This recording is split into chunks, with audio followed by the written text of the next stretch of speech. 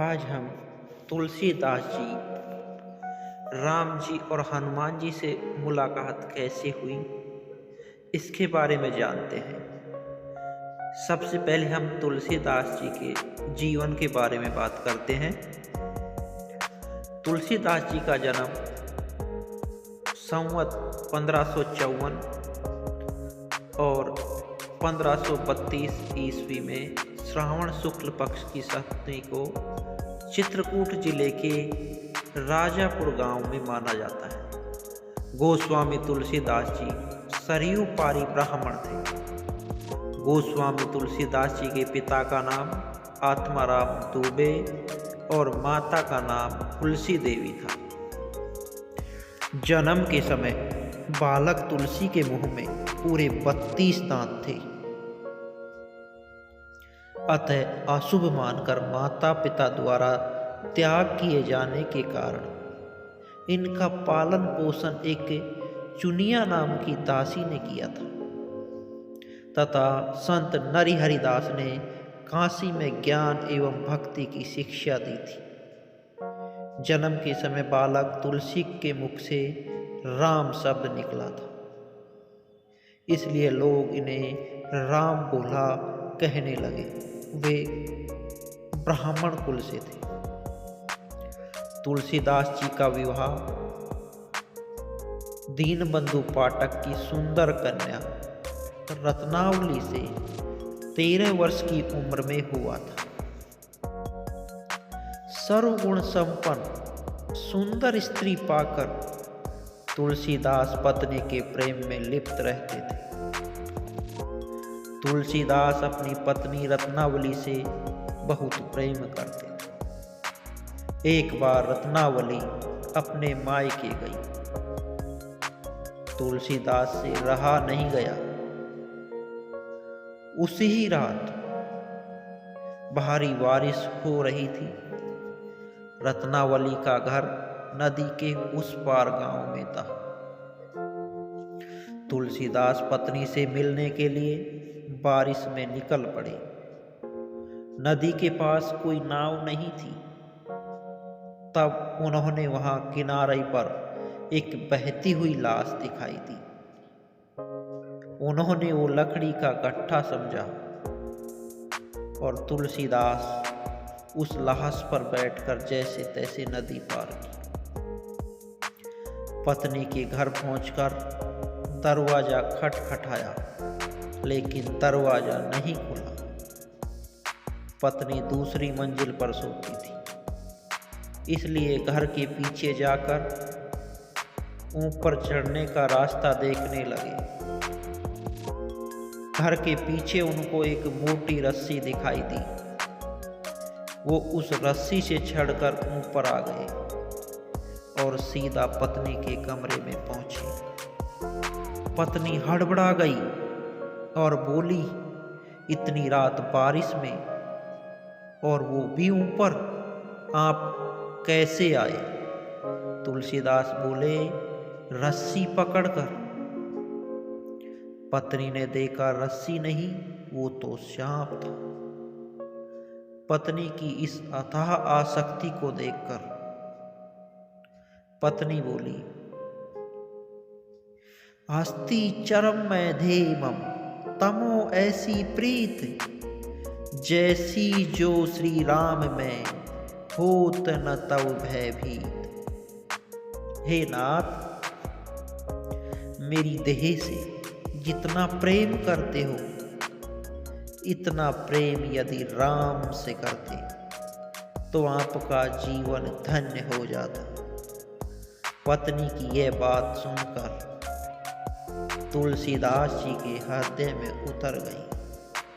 पत्नी रत्नावली से त्रसका और उनके द्वारा राम प्रेम की आस जगाने के बाद तुलसीदास अपने आराध्य को ढूंढने के लिए निकल पड़े,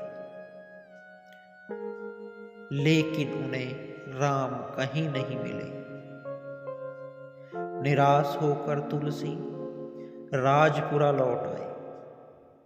राजपुरा में तुलसी जब सोच को जाते तो लौटते समय लोटे में बचा पानी रास्ते में पड़ने वाले एक बबूल के पेड़ में डाल देते। उस पेड़ में एक जिन्न रहता था। तुलसीदास द्वारा रोज जल डालने से वह प्रसन्न हो गया और एक दिन तुलसीदास जी के सामने प्रकट हुआ और प्रकट होकर उनसे उनकी मनोकामना पूछी। तुलसीदास ने राम के दर्शन की लालसा बताई तो जिन्न ने कहा कि राम से मिलने के लिए हनुमान जी के दर्शन जरूरी है और उन्हें हनुमान राम कथा में मिलेंगे।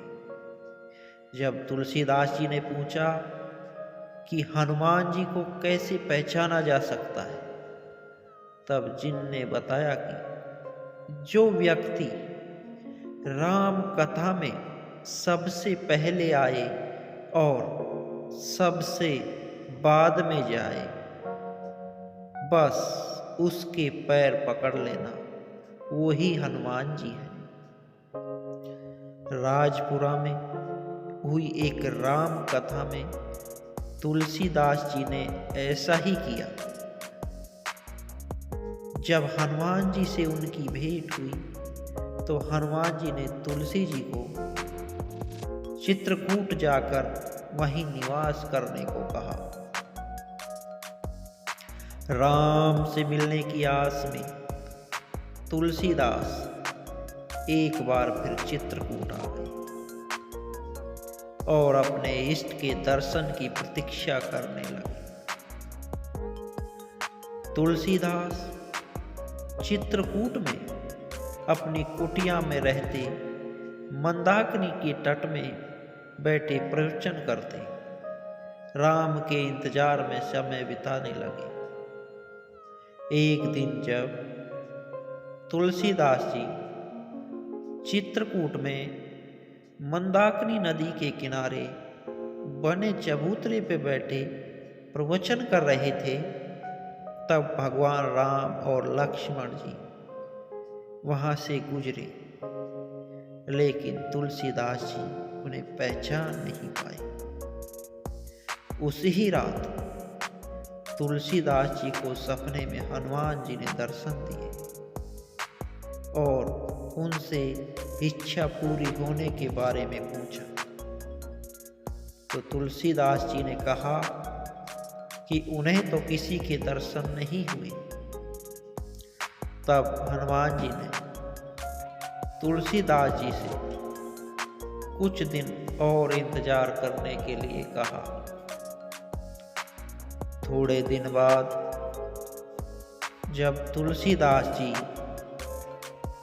एक दिन उसी चबूतरे पे बैठे चंदन की श्रद्धालुओं को लगा रहे थे, तभी भगवान राम, लक्ष्मण और मां सीता सहित वहां आए। तुलसीदास जी ने चंदन लगाने लगे। तुलसीदास कहीं फिर न चूक जाएं, इसलिए हनुमान जी ने तोते के रूप में बोले, चित्रकूट के घाट पर भाई संतन की भीड़, तुलसीदास चंदन घिसे, तिलक देत रघुवीर। इस तरह हनुमान जी की कृपा से तुलसीदास जी को चित्रकूट में भगवान राम, लक्ष्मण और मां सीता के दर्शन हुए। अपनी इच्छा पूरी होने के बाद तुलसीदास जी फिर तीर्थ यात्रा पर चल पड़े। संवत 1631 में 70 वर्ष की आयु में हनुमान जी की प्रेरणा से राम के चरित्र को दुनिया के सामने रखने के लिए ग्रंथ लिखने का निश्चय किया। 2 वर्ष 7 माह और 26 दिन की मेहनत से रामचरितमानस शुक्ल सप्तमी संवत 1633 में दुनिया के सामने आई। ओम